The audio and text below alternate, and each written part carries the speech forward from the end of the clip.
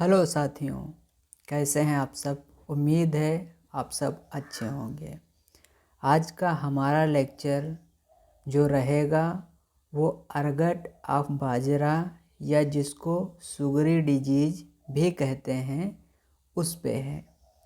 इसमें हम जानेंगे इसके इंट्रोडक्शन के बारे में, इसके सिम्टम यानी लक्षण के बारे में, इटियोलॉजी यानी फंगस की स्ट्रक्चर्स के बारे में और डिजीज साइकिल के बारे में।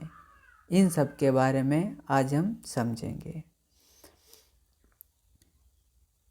बात करें अगर हम इसके बोटेनिकल नेम की तो बाजरा जो है उसका बोटेनिकल नेम जो है वो है पेनिसेटम टाइफॉइड्स। और जिस रोग के बारे में आज हम बात करेंगे उसका नाम है अर्गट या सुगरी डिजीज। ये जो अर्गट या सुगरी डिजीज जो है वो उसका काजल ऑर्गेनिज्म है क्लेवीसेप्स माइक्रोसिफेला या सिनोनिमसली या इसका पर्यायवाची क्लेवीसेप्स फ्यूजीफार्मिस भी है। 1967 से लेके 78 के बीच भारत में हाइब्रिड बाजरे की वैरायटीज़ का इंट्रोडक्शन हो रहा था। और जिस समय ये इंट्रोडक्शन हो रहा था उसी समय रिपोर्ट किया गया कि ये जो अर्गट डिजीज है ये एपिडेमिक के रूप में हमारी फसल में आ रहा था। और इसमें एक ख़ास बात जो है वो है स्क्लेरोटिया का बनना। जो दाना है दाने के स्थान पे स्क्लेरोसिया बन जाता है, जिसके वजह से ये हमारे लिए भी हार्मफुल है और जो एनिमल्स हैं उनके लिए भी हार्मफुल्स है। ऐसा क्यों होता है? ऐसा इसलिए होता है, इसमें जो ये स्क्लेरोसिया है, स्क्लेरोसिया में कई एल्कलाइड्स पाए जाते हैं जो कि हार्मफुल होते हैं। उसी वजह से ये हमारे और एनिमल्स के लिए हार्मफुल है। बात अगर इसके लक्षणों की जाए तो शुरुआत में अर्गट जो डिजीज है उसमें विस्कस फ्लूइड निकलता है। और ये किसमें निकलता है? जो पर्ल मिलेट का पेनिकल्स होता है, यानी ये पूरा जो है ये पेनिकल्स है और इसके फ्लोरेट्स यानी एक छोटा सा जो फ्लावर है उसमें ये विस्कस फ्लूइड लाइक सब्सटेंस निकलता है जिसको हम हनी ड्यू कहते हैं। शुरुआत में हनी ड्यू क्रीम कलर का दिखाई देता है, बाद में पिंक से ब्राउन कलर में परिवर्तित हो जाता है। क्रीम कलर यहाँ आप देख सकते हो, ये जो है ये क्रीम कलर का दिख रहा है, मगर यहाँ पर जो आप देख रहे हो ये क्रीम कलर नहीं बल्कि पिंकिश कलर है। और ये जो है ये भूरा से काला कलर है, यानी इसका जो कलर है ब्राउन से ब्लैक भी हो जाता है। रोग के शुरुआत के 4 से 6 दिन के अंदर, यानी रोग डिजीज अटैक होने के 4 से 6 दिन के अंदर हनी ड्यू बनना शुरू हो जाता है। आगे अगर बात करें इसके तो ये जो फ्लड है या फिर हनी ड्यू है ये डार्क हो जाता है और स्टिकी पैचेज बनाता है। यहाँ पर देखो ये एक काला काला धब्बा बना हुआ है, यहाँ पर ये एक काला काला धब्बा बना हुआ है, यहाँ पर ये एक काला काला धब्बा बना हुआ है। इस प्रकार से ये बहुत सारे स्टिकी पैचेज यानी काले काले धब्बे बनाता है। सीवियर इन्फेक्शन में जो स्पाइकलेट्स हैं उसमें बहुत सारा हनी ड्यू निकलता है और बहुत सारे हनी ड्यू निकलने के वजह से क्या करता है, ये जो पूरा हमारा स्पाइक है वो पूरा स्पाइक को चारों तरफ से ढक लेता है, या इसको एयर हेड भी बोलते हैं। ये जो एयर हेड है इसको चारों तरफ से ढक लेता है।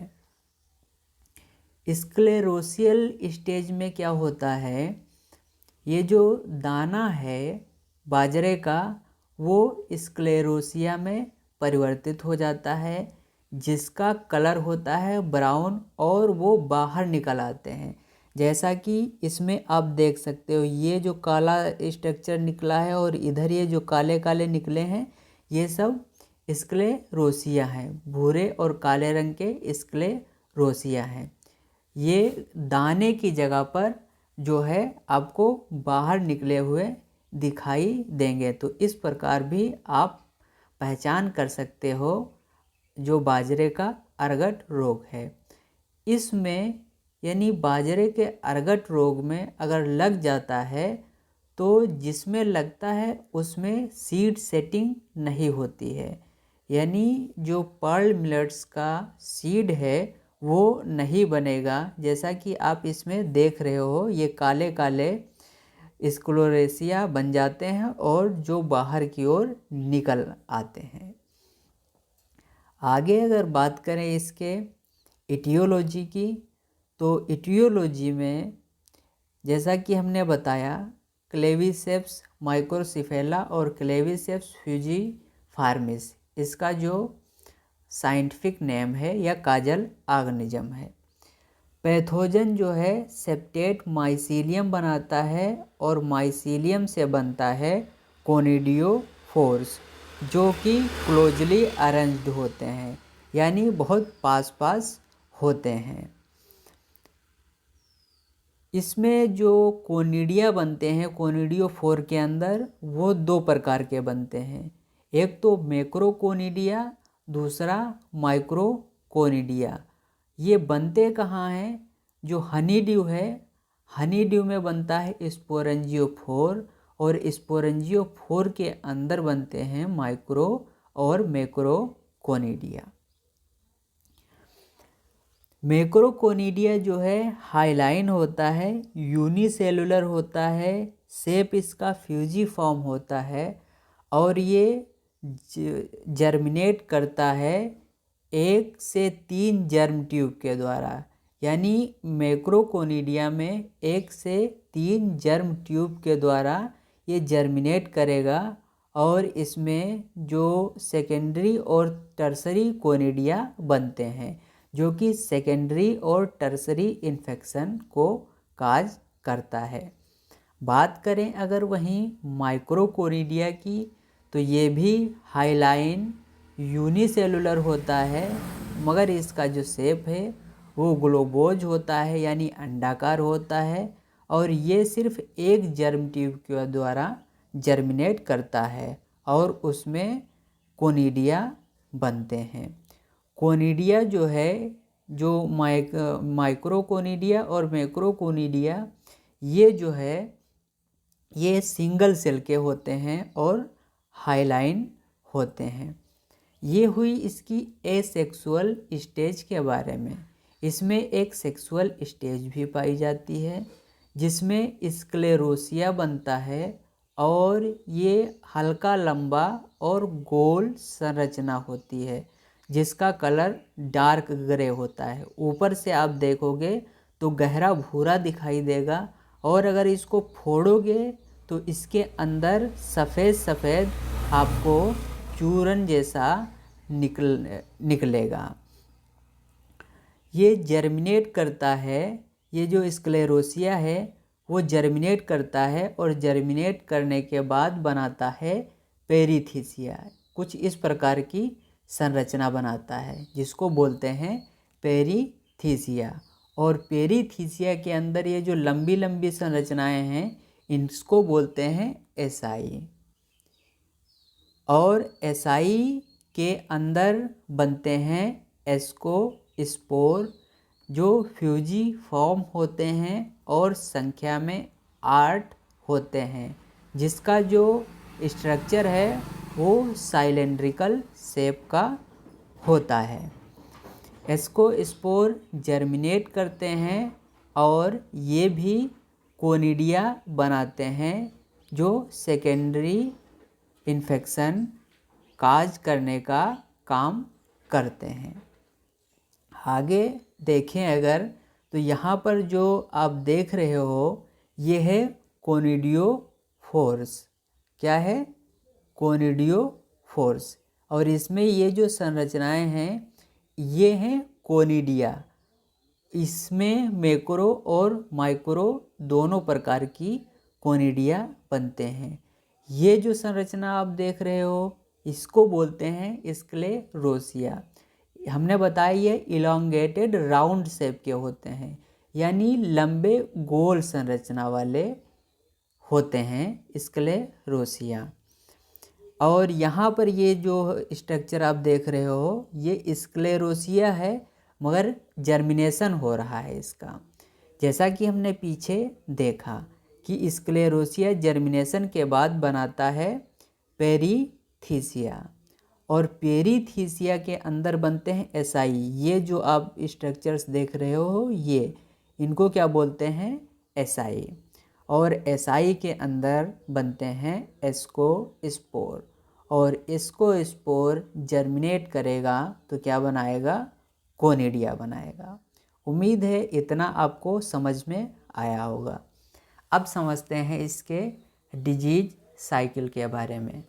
तो इसके डिजीज की शुरुआत, जो डिजीज साइकिल की शुरुआत होती है वो 6 से 8 महीने पुराना जो स्क्लेरोसिया हमारी ज़मीन में पड़ा है या फिर जो हमने स्टोर किया है अपने स्टोरेज टैंक में, उसमें पड़े हुए स्क्लेरोसिया से शुरुआत होती है और प्राइमरी इन्फेक्शन होता है और स्क्लेरोसिया के द्वारा। और जबकि प्राइमरी इन्फेक्शन कोनिडिया के द्वारा भी हो सकता है।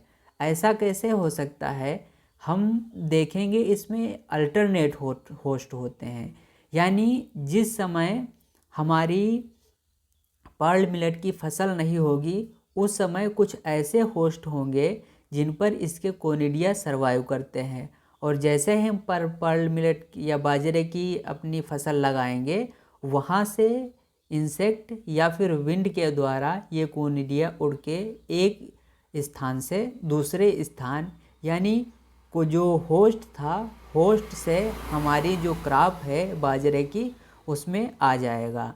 तो इस प्रकार ये प्राइमरी इन्फेक्शन का कोनिडिया भी काम करता है। तो यहाँ स्क्लेरोसिया और कोनिडिया दोनों प्राइमरी इन्फेक्शन के रूप में काम कर सकते हैं। फंगस जो है वो ओवरी को अटैक करता है और हाइफा के मांस बनाता है, और हाइफा का मांस जो होता है उसको हम बोलते हैं माइसीलियम, और माइसीलियम जो है स्क्लेरोसियल बॉडी बनाता है। पेरीथीसिया जर्मिनेशन के बाद प्रोड्यूस होता है स्क्लेरोसिया के। अगर स्क्लेरोसिया जर्मिनेट हुआ तो फिर क्या बनेगा? पेरीथीसिया। और पेरीथीसिया के अंदर बनते हैं एसाई और एस्कोस्पोर्स, और एस्कोस्पोर्स के जर्मिनेशन के बाद बनेगा कोनिडिया। सेकेंडरी इन्फेक्शन जो है वो कोनिडिया के द्वारा होता है, जो कि बनता है एस्कोस्पोर के जर्मिनेशन के द्वारा। और इसमें जो कोनिडिया है सेकेंडरी इन्फेक्शन करता है वो हनी ड्यू प्रोड्यूस करता है, जैसा कि हमने देखा। और इसी हनी ड्यू को इंसेक्ट या फिर विंड के द्वारा ये एक स्थान से कोनिडिया दूसरे स्थान पर, यानी ये कह सकते हैं कि इन्फेक्टेड प्लांट से हेल्दी प्लांट पे पहुंच जाते हैं। और जैसा कि हमने पहले देखा कि इन्फेक्शन के मात्र 4 से 6 दिन के अंदर ही जो हनी ड्यू है वो बन जाता है। और अगर इसके कोलेटरल होस्ट की बात करें तो ये एक होता है सेंकरस सिलियरिस या दूसरा होता है सेंकरस सेटिगेरस। और ये जो पेनिसेटम की दूसरी स्पीसीज हैं वो भी कोलेटरल होस्ट का काम करते हैं, वो भी होस्ट के रूप में काम आते हैं। यहाँ पर आप देख सकते हो ये स्क्लेरोसिया है। स्क्लेरोसिया जर्मिनेट किया, जर्मिनेशन के बाद बनाया पेरीथीसिया, पेरीथीसिया बनने के बाद बना एस्कस इस प्रकार का, और एस्कस में बने एस्कोस्पोर जो कि संख्या में 8 हुए, और यही कोनिडिया बना के यहाँ इसको इन्फेक्ट करेंगे। ये जो हमारा बाजरे का फ्लावर है या ईयर हेड है उसको इन्फेक्ट करते हैं, और इन्फेक्ट करने के बाद फंगस अपनी कॉलोनी बनाता है। कॉलोनी बनाने के बाद मैक्रोकोनिडिया माइक्रोकोनिडिया बनाते हैं, और जैसे ही ये सब बनेगा स्क्लेरोसिया बनेगा, और उसके 6 दिन बाद इसमें हनी ड्यू बन जाता है। तो जब हनी ड्यू बन जाता है तो हनी ड्यू बनने की स्टेज को बोलते हैं हनी ड्यू स्टेज। और हमने पीछे बात किया था स्क्लेरोसियल स्टेज जिसमें स्क्लेरोसिया बनते हैं डार्क कलर के, तो स्क्लेरोसियल स्टेज यहाँ पर आपको बनी हुई दिखाई देगी। इसको हार्वेस्ट करने के बाद हम जो है इसको स्टोर करेंगे, और स्टोरेज से पहले कुछ ये भी हो सकता है कि ये ज़मीन में गिर जाए। जो ज़मीन में गिर जाएगा वो और जो स्टोर करेंगे ये दोनों मिल के हमारा प्राइमरी इन्फेक्शन काज करते हैं। और उसी प्रकार से ये जो स्क्लेरोसिया है कोलेटरल होस्ट पे सर्वाइव करता है, कोनिडिया बनाता है, और कोनिडिया बनाने के बाद ये हमारे जो एयर हेड है उसको इन्फेक्ट करता है। और बीच में ये क्या होता है जब स्क्लेरोसिया यहाँ पर बन जाता है हनी ड्यू में, उससे बनते हैं माइक्रो और मैक्रो कोनिडिया, वो सेकेंडरी इन्फेक्शन का काम करते हैं।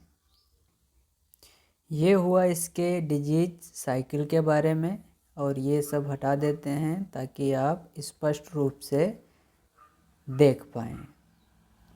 अब ये कुछ जो इमेजेस पीछे थे हमने दिखाए थे वो थोड़ा बड़े करके दिखा दें ताकि आपको अच्छी तरीके से समझ में आ जाए। ये देखो हनी ड्यू है क्रीम कलर का, ये क्रीम कलर का हनी ड्यू है, और ये जो आपको दिख रहे हैं ये इसके अंदर स्क्लेरोसिया बन चुके हैं, और ये ब्लैक कलर के पैचेज के रूप में आपको दिखाई दे रहे हैं। जैसे यहाँ पर ये दाने बढ़िया हैं जबकि ये ब्लैक कलर के पूरे पूरे पैचेज बन चुके हैं। यहाँ पर देखो ये स्क्लेरोसिया दाना स्क्लेरोसिया में बदल गया है और ये बाहर की ओर प्रोजेक्ट कर रहा है। और उसी प्रकार से ये जर्मिनेटिंग एस्कोस्पोर है, ये पेरीथीसिया है, और ये एस्कोस्पोर है यहाँ पर, और यही यहाँ पर जर्मिनेट कर रहा है। उम्मीद है आपको आज का ये लेक्चर समझ में आया होगा। अगर समझ में आया है तो एटलीस्ट इसको 5 लोगों को शेयर कीजिए, और अगर चैनल को अभी तक सब्सक्राइब नहीं किया है तो सब्सक्राइब कर लीजिए। इसी प्रकार के वीडियोज आपको फ्यूचर में देखने को मिलते रहेंगे। हम कोशिश कर रहे हैं कि जो प्रिंसिपल्स ऑफ प्लांट पैथोलॉजी है उसको भी लेक्चर्स यहाँ पर अपलोड किए जाएं नॉलेज ऑफ साइंस पे। तो हमें दीजिए इजाज़त। Thank you very much.